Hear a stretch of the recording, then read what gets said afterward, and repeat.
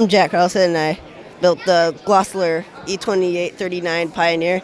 Now, this one's sort of an interesting one. Most people don't know what it really is, but it was really a big deal for its time because other than the Germans that a couple days before had come out with their own jet, or months I think, or weeks, I don't know, had come out with their own jet. This is the one that the British had been working on and the Allies had been working on for a long time, and used the Frank Whittle engine, and it was quite revolutionary for the time it had come out.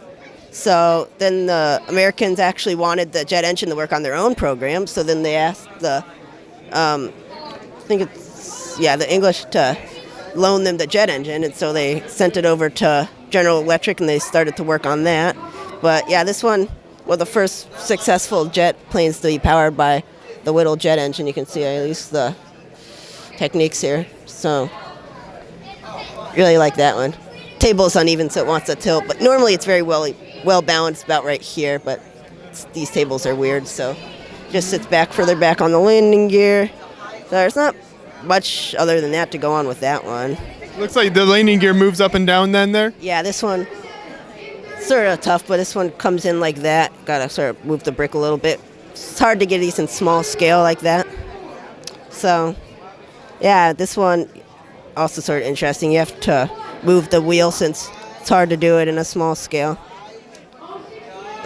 There we go, to this one right here, and then like that. So that way you can put it in there. Yeah, but I was going to originally have the wheel right here, but it would tilt back on its tail too much, so I had to move it back here. I would have loved to have it right here, except there were no pieces where I could still have the hinge there, so that's unfortunate. But smaller the scale you go, the harder it gets to build retractable landing gear and features like that. And is it? I know the jet planes were obviously, not as many of them made during the war and things like that. Is it easy to find information and kind of photographs or whatever to build off of for those? Yeah, this one, if you actually look it up, there's quite a few pictures of. I think there's one in a museum somewhere.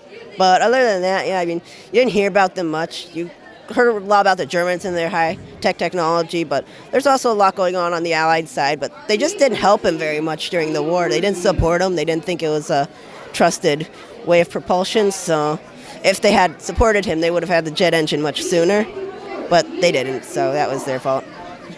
Yeah, well, thank you. That's a great little plane there, and like you said, an interesting look into some of the lesser-known history of the air war there. Thank you.